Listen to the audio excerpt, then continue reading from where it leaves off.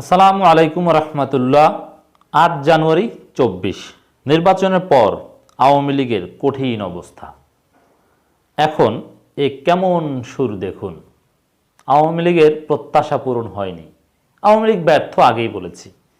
কিন্তু নির্বাচনের পর তাদের প্রতিক্রিয়া, তাদের মতামত, নানান কর্মকাণ্ড আমি সূক্ষ্মভাবে অবজার্ভ করার চেষ্টা করেছি। তাতে মনে হয়েছে তারা একটা কঠিন অবস্থার মধ্যে আছে।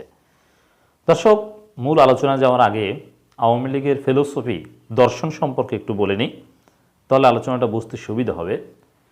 আমি মনে করি I would like to suggest Awami League, Chhatra League, Jubo League, Swechchhasebak League সবার জন্য কিছু বই পাঠ্য হিসাবে রাখা দরকার। তার মধ্যে 3টা বই পড়া তাদের জন্য জরুরি। তাহলে তাদের যে প্ল্যান আরও সুন্দরভাবে বাস্তবায়ন করতে পারবে, এবং সেটা করে যাচ্ছে। আরও অ্যাসিমিলেট করা দরকার। ম্যাকিয়াভেলির দি প্রিন্স তাদের জন্য একেবারে মুখস্থ করতে হবে, ব্যাখ্যা সহ।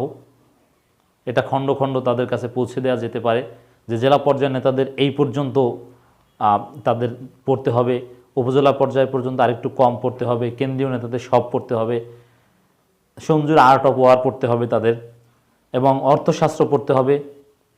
অর্থশাস্ত্র সব না পড়লেও বিশেষ করে পলিটিক্স রিলেটেড, চাণক্য নীতি রিলেটেড এগুলো পড়তে হবে।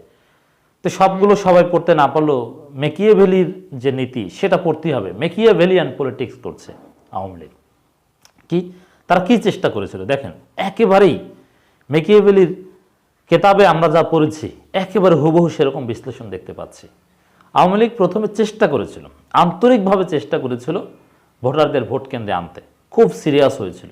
এজন্য স্বতন্ত্র প্রার্থী বৈধতা দেয়া, তাদের গঠনতন্ত্রের 47-এর ঠ ধারা লঙ্ঘন করে তারা বৈধতা দিয়েছে। মানে গঠনতন্ত্র তোয়াক্কা করেনি। তারপরও ভোটাররা যাতে মাঠে আসে, বড় বড় হেভিওয়েট নেতাদের কি হবে, নিশ্চিত এমপি বানানো যাদের জরুরি, তাদেরকে অনিশ্চয়তার মধ্যে ঠেলে দিয়েছে এবং শেষ পর্যন্ত এমপি হতে পারেনি, যেমন জাফরুল্লাহ বা আরও অনেক এরকম। কিন্তু তারপরে স্বতন্ত্রকে বৈধতা দিয়েছে। স্বতন্ত্রের জন্য একটা লেভেল প্লেইং ফিল্ড বা সরকারি সুযোগ সুবিধা দেওয়ার চেষ্টা করেছে। এত চেষ্টা করেছে আন্তরিকভাবে, তারপরেও কিন্তু ভোটারদের ভোট কেন্দ্রে আনতে পারেনি, প্রত্যাশা পূরণ হয়নি।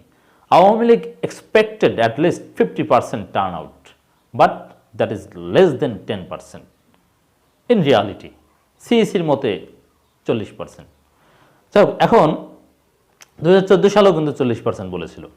আবার 2018 সালে আবার মজার বিষয় যে বাংলাদেশের ইতিহাসে 2018 সালের মতো টার্ন আউট রেট কিন্তু কোনোদিন হয়নি, তথাকথিত 80%। চিন্তা করেছেন যে 91 সালেও ভোটার টার্ন আউট রেট কম, 50 থেকে 60%-এর মধ্যে সম্ভবত, আর সেটা 18 সালে 80% হয়ে গিয়েছিল। যাই হোক, 14 সালের মতো 40%। এই তো। এখন দুইটা দিক চেষ্টা করেছিল। একটা দিক হচ্ছে যে না, জনগণের কিছুটা ম্যান্ডেট থাকুক। এর মানে ম্যাকিয়াভেলির যে নীতি, জনগণের ভালোবাসা এবং সম্মান এবং ভয়, এই তিনটেই যদি পাওয়া যায়, সম্মান, ভালোবাসা একই কথা, আর হচ্ছে ভয়, সমীহ, এই দুইটা একত্রে পাওয়া গেলে তো ভালো। আর যদি না পাওয়া যায় তাহলে শুধু জনগণকে ভীতি দেখাতে হবে, ভীত করতে হবে। এখন প্রথমটায় ব্যর্থ হয়েছে। এর মানে জনগণের ভালোবাসা অর্জন করতে পারেনি।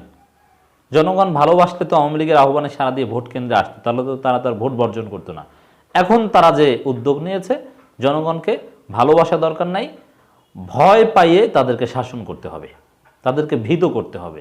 অতএব এখন তোমার ভালোবাসা দরকার নেই, তুমি তো ভোট দিতে আসোনি। নির্বাচনের পরে যেহেতু দেখেছে যে আসেনি জনগণ, এ কারণে মুখস্থ কথাবার্তা শুরু করে দিয়েছে, কৃত্রিম কথাবার্তা, যাচাই বাছাই ছাড়া কথাবার্তা বলা শুরু করে দিয়েছে, নতুন সুর ধরেছে।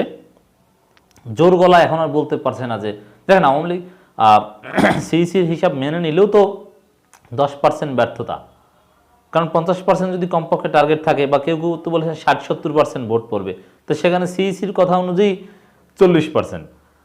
এখন প্রথমে তো 27% বলেছিল 3টের দিকে, 27%-এর কম, 26 পয়েন্ট সামথিং। তা বাকি 13%-এরও বেশি তো জিন ভূতে বা অস্বাভাবিক গতিতে হয়ে গিয়েছে, কোনো কারামাত আছে, না হলে তো এত দ্রুত হওয়ার কথা নয়।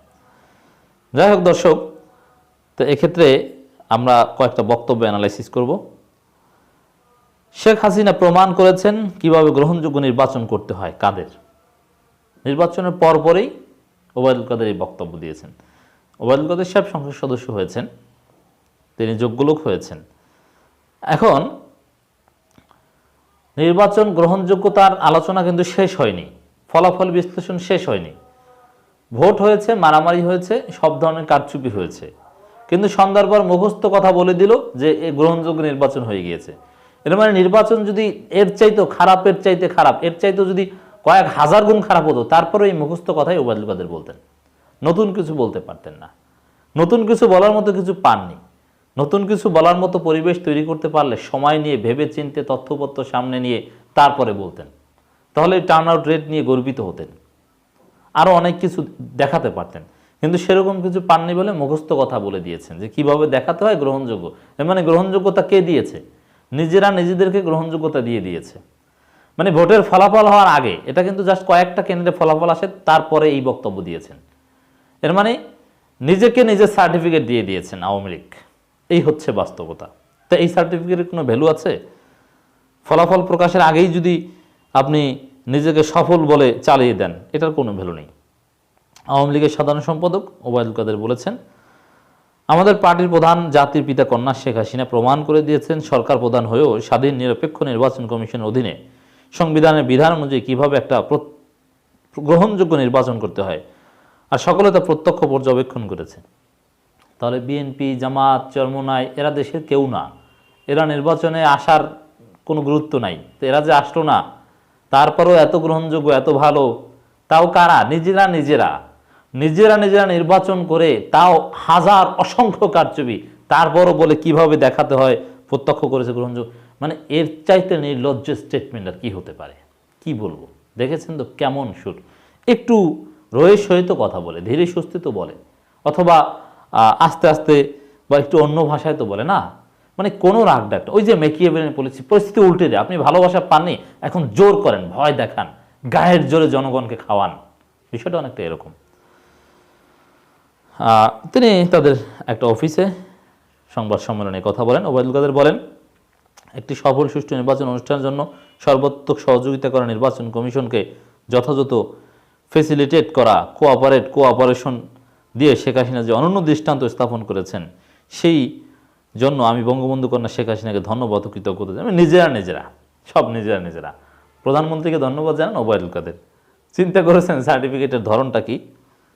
আমরা আর মামুরা নির্বাচনের বৈধতাও আমরা আর মামুরা দিচ্ছে, অন্য কেউ না।